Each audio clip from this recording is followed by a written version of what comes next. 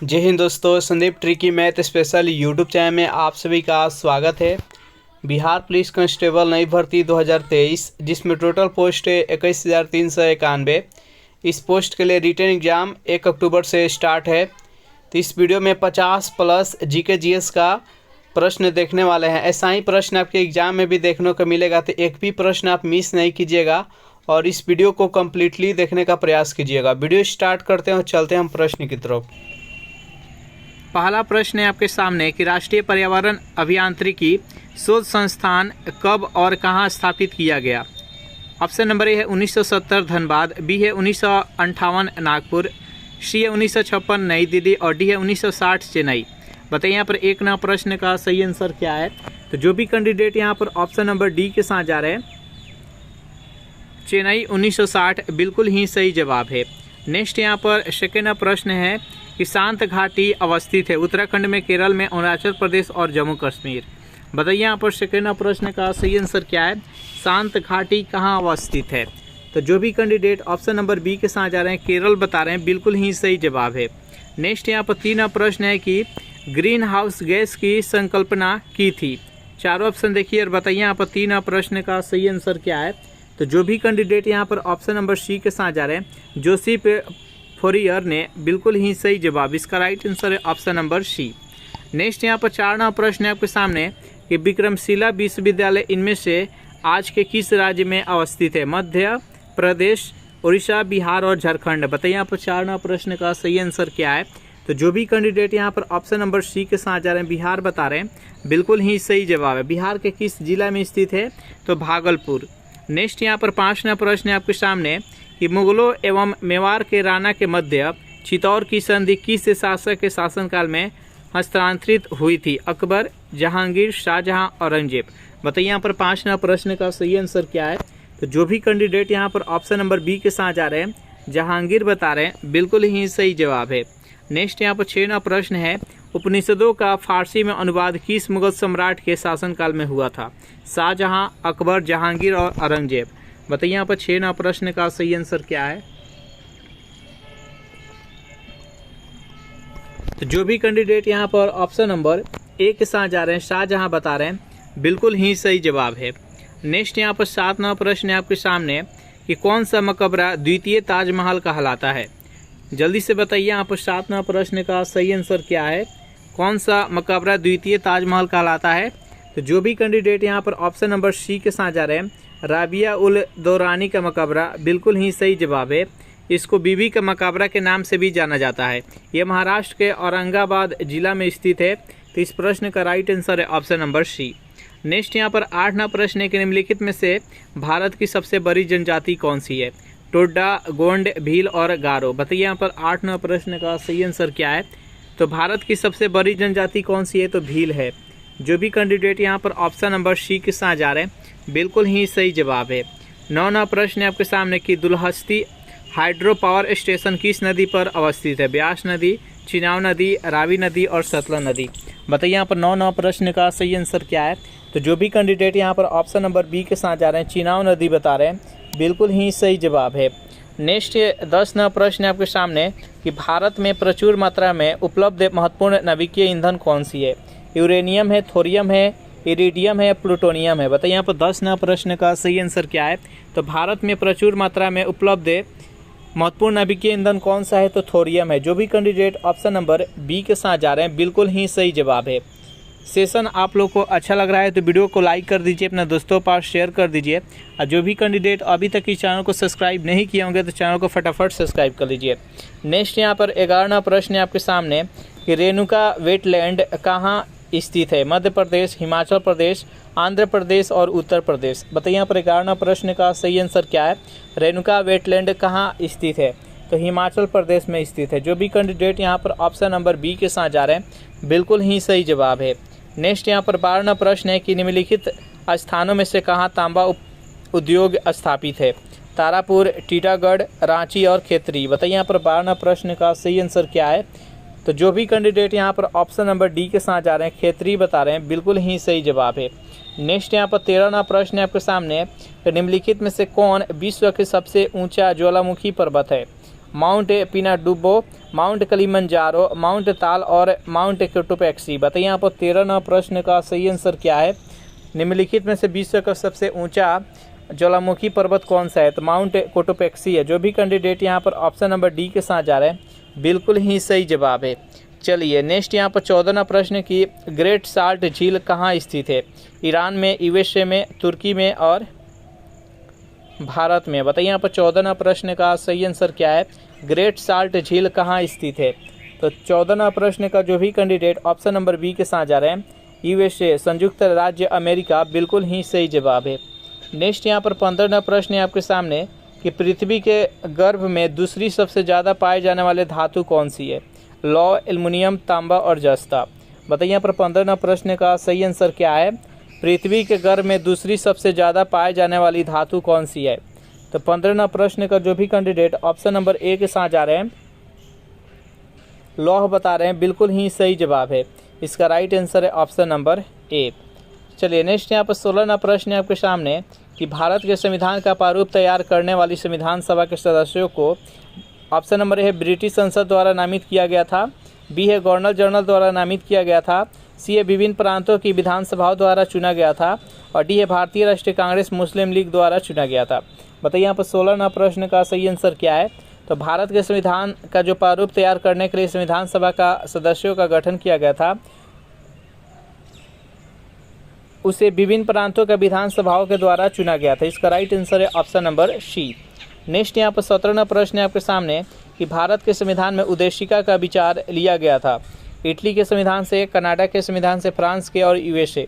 बताइए यहाँ पर 17 प्रश्न का सही आंसर क्या है। तो भारत के संविधान में उद्देशिका का विचार कहाँ से लिया गया था? तो यूएसए यानी अमेरिका के संविधान से। जो भी कैंडिडेट यहाँ पर ऑप्शन नंबर डी के साथ जा रहे हैं बिल्कुल ही सही जवाब है। नेक्स्ट यहाँ पर 18 प्रश्न की भारतीय राजनीतिक व्यवस्था में इनमें से कौन सर्वोच्च है? सर्वोच्च न्यायालय, संविधान, संसद और धर्म। बताइए यहाँ पर 18 प्रश्न का सही आंसर क्या है। भारतीय राजनीतिक व्यवस्था में इनमें से सर्वोच्च कौन सा है? तो 18 प्रश्न का जो भी कैंडिडेट ऑप्शन नंबर बी के साथ जा रहे हैं संविधान बता रहे हैं, बिल्कुल ही सही जवाब। इसका राइट आंसर है option number B.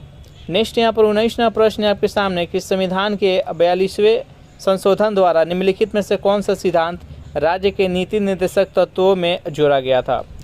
Option number A है पुरुष और स्त्री दोनों के लिए समान कार्य का समान वेतन मिलना चाहिए, बी है कि उद्योगों के प्रबंधन में कामगारों की सहभागिता, सी है काम, शिक्षा और सार्वजनिक सहायता पाने का अधिकार और डी है श्रमिकों के लिए निर्वाह योग्य वेतन और काम। बताइए यहाँ पर 19वां प्रश्न का सही आंसर क्या है।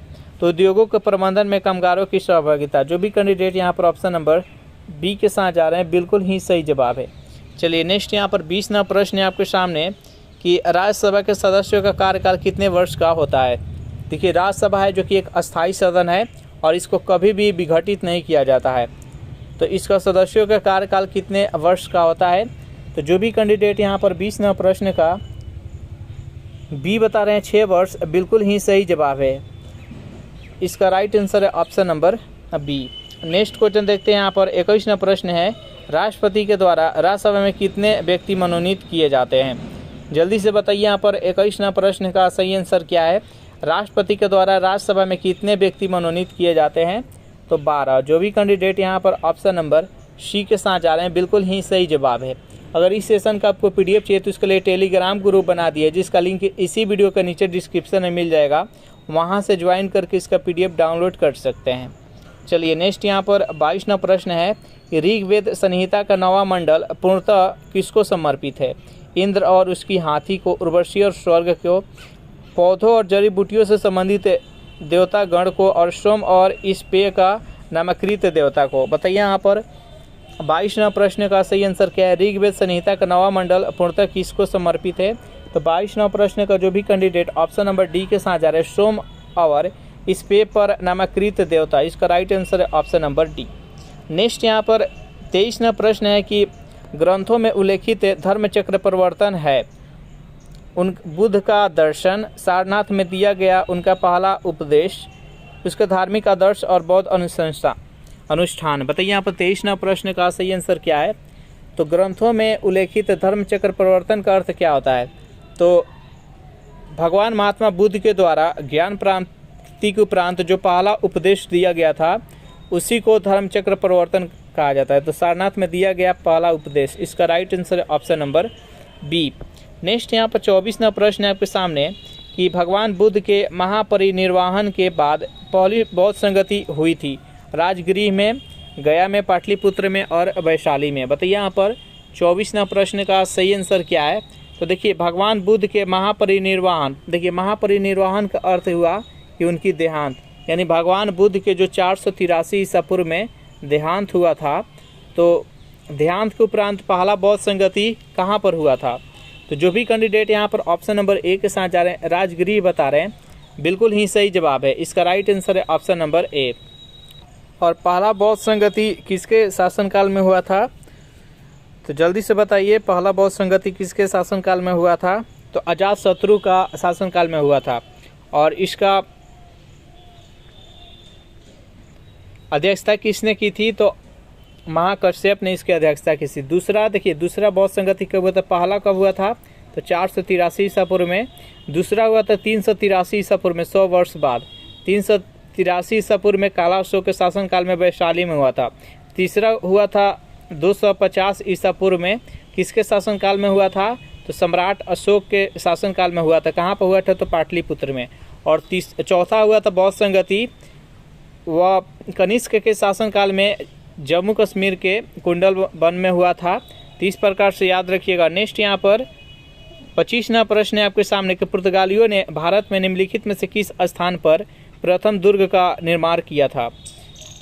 चारों ऑप्शन देखिए और बताइए यहाँ पर 25वां प्रश्न का सही आंसर क्या है। तो जो भी कैंडिडेट यहाँ पर ऑप्शन नंबर सी के साथ जा रहे हैं, कोचीन में, बिल्कुल ही सही जवाब है। नेक्स्ट यहाँ पर 26वां प्रश्न है आपके सामने कि 1765 ईस्वी में दीवानी प्रदान किए जाने के बाद ब्रिटिश सबसे पहले निम्नलिखित में से किस पर्वतीय जनजाति के संपर्क में आए थे। गारो, खासी, कुकी और टिपरा। बताइए यहाँ पर 26वां प्रश्न का सही आंसर क्या है। तो जो भी कैंडिडेट यहाँ पर ऑप्शन नंबर बी के साथ जा रहे हैं, खासी बता रहे हैं, बिल्कुल ही सही जवाब है। गारो खासी जयंतिया जनजाति है जो कि मेघालय में है और मेघालय के पहाड़ी पर स्थित है। गारो खासी जयंतिया नाम से पहाड़ भी है, पहाड़ी भी है वहाँ पर मेघालय में। नेक्स्ट यहाँ पर 27वां प्रश्न है कि किस गवर्नर जनरल पर महाभियोग का मुकदमा चलाया गया था। Warren Hastings, Lord Clive, Lord Cornwallis, Lord Wellesley. बताइए यहाँ पर 27वां प्रश्न का सही आंसर क्या है। तो वारेन हेस्टिंग्स पर। जो भी कैंडिडेट यहाँ पर ऑप्शन नंबर ए के साथ जा रहे हैं, बिल्कुल ही सही जवाब है।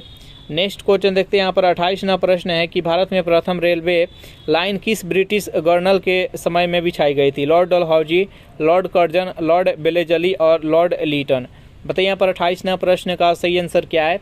तो जो भी कैंडिडेट यहाँ पर ऑप्शन नंबर ए के साथ जा रहे हैं, लॉर्ड डलहौजी, बिल्कुल ही सही जवाब है। प्रथम ट्रेन कब चलाई गई थी, तो 1853 ईस्वी में मुंबई से थाने के बीच में चलाई गई थी। किसके समय में, तो लॉर्ड डलहौजी के समय में।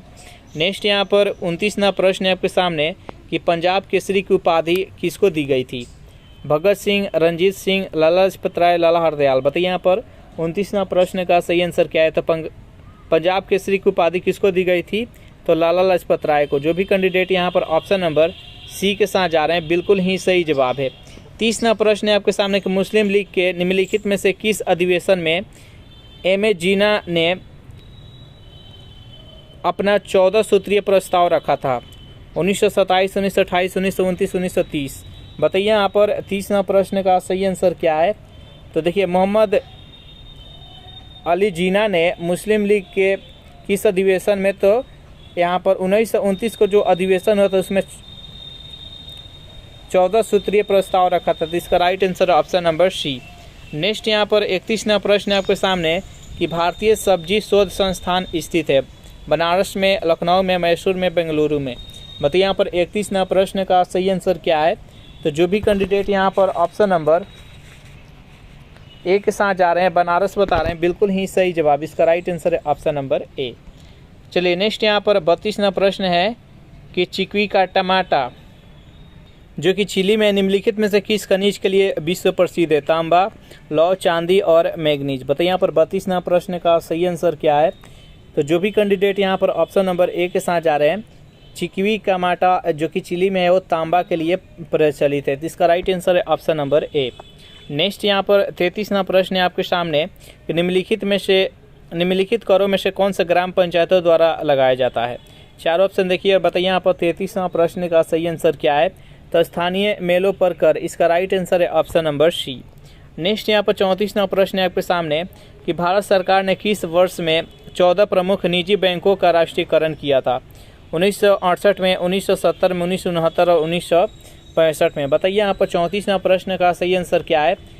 तो भारत सरकार उस टाइम इंदिरा गांधी थी जो कि भारत की प्रधानमंत्री थी, और 14 प्रमुख निजी बैंकों को यानी जो प्राइवेट बैंक थे उसको राष्ट्रीयकरण यानी सरकारी बनाया गया 1969 में। इसका राइट आंसर है ऑप्शन नंबर सी। नेक्स्ट यहाँ पर 35वां प्रश्न है आपके सामने कि विश्व उपभोक्ता अधिकार दिवस मनाया जाता है। चारों ऑप्शन देखिए, बताइए यहाँ पर 35वां प्रश्न का सही आंसर क्या है। विश्व उपभोक्ता अधिकार दिवस कब मनाया जाता है। तो 15 मार्च को। जो भी कैंडिडेट यहाँ पर ऑप्शन नंबर सी के साथ जा रहे हैं बिल्कुल ही सही जवाब है। नेक्स्ट यहाँ पर 36वां प्रश्न है आपके सामने कि विश्व बैंक का मुख्यालय है मनीला में, वाशिंगटन में, न्यूयॉर्क में, जिनेवा में। बताइए यहाँ पर 36वां प्रश्न का सही आंसर क्या है। विश्व बैंक का मुख्यालय कहाँ है। तो वाशिंगटन में। जो भी कैंडिडेट ऑप्शन नंबर बी के साथ जा रहे हैं बिल्कुल ही सही जवाब है। चलिए नेक्स्ट यहाँ पर 37वां प्रश्न है आपके सामने कि भारत में प्रथम नियमित जनगणना किस वर्ष की गई थी। बताइए यहाँ पर 37वां प्रश्न का सही आंसर क्या है। भारत में नियमित जनगणना कब की गई थी। तो 1881 से भारत में नियमित जनगणना हो रही है। सर्वप्रथम जनगणना 1872 में की गई थी। तो इसका राइट आंसर है ऑप्शन नंबर बी। नेक्स्ट यहाँ पर 38वां प्रश्न है आपके सामने कि भारत के राष्ट्रपति को उसके पद से हटाया जा सकता है। भारत के प्रधानमंत्री के द्वारा, लोकसभा के द्वारा, भारत के मुख्य न्यायाधीश के द्वारा, संसद के द्वारा। बताइए यहाँ पर 38वां प्रश्न का सही आंसर क्या है। तो देखिए भारत के राष्ट्रपति पर महाभियोग लगाकर राष्ट्रपति को उसको पद से हटाया जा सकता है, और ये किसका अधिकार है। तो संसद के पास इसका अधिकार है। जो भी कैंडिडेट ऑप्शन नंबर डी के साथ जा रहे हैं बिल्कुल ही सही जवाब है। नेक्स्ट यहाँ पर 39वां प्रश्न है कि सामान्य रूप से मुद्रा नीति का प्रधान लक्ष्य क्या होता है। जल्दी से बताइए यहाँ पर 39वां प्रश्न का सही आंसर क्या है।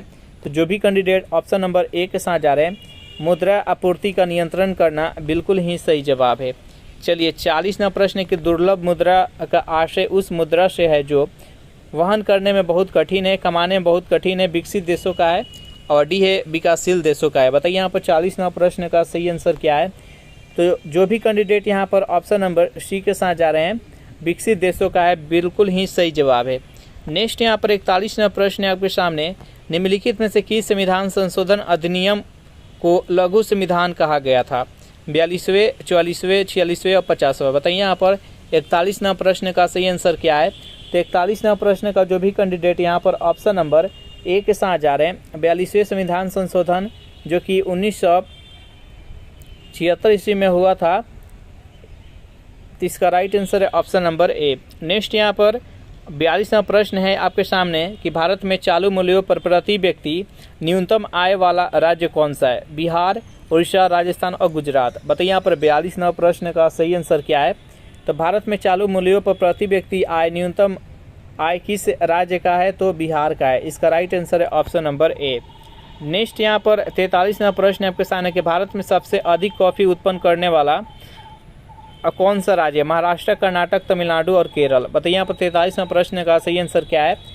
तो भारत में सबसे अधिक कॉफ़ी का उत्पादन कौन सा राज्य करता है। तो कर्नाटक करता है। इसका राइट आंसर है ऑप्शन नंबर बी। नेक्स्ट यहाँ पर 44वां प्रश्न के आर्थिक नियोजन विषय है संघ सूचिका, राज्य सूचिका, समवर्ती सूचिका और किसी विशेष सूची में उल्लेखित नहीं है। बताइए यहाँ पर 44वां प्रश्न का सही आंसर क्या है। तो देखिए आर्थिक नियोजन जो विषय है ये समवर्ती सूची का विषय है। इसका राइट आंसर है ऑप्शन नंबर सी। नेक्स्ट यहाँ पर 45वां प्रश्न है कि निष्क्रिय विरोध के सिद्धांत का प्रतिपादन किसने किया था। चारों ऑप्शन देखिए और बताइए यहाँ पर 45वां प्रश्न का सही आंसर क्या है। निष्क्रिय विरोध का सिद्धांत का प्रतिपादन किसने किया था। तो अरविंद घोष ने। इसका राइट आंसर है ऑप्शन नंबर डी। नेक्स्ट यहाँ पर 46वां प्रश्न है कि इलेक्ट्रॉनिकी में सोल्डरन प्रक्रिया में सोल्डर के रूप में प्रायः कौन सा पदार्थ प्रयोग में लाया जाता है। जल्दी से बताइए यहाँ पर 46वां प्रश्न का सही आंसर क्या है। तो शीशा तथा टीन का। जो भी कैंडिडेट ऑप्शन नंबर बी के साथ जा रहे हैं बिल्कुल ही सही जवाब है। नेक्स्ट यहाँ पर 47वां प्रश्न है कि पित्त का स्राव कौन करता है। जल्दी से बताइए यहाँ पर 47वां प्रश्न का सही आंसर क्या है।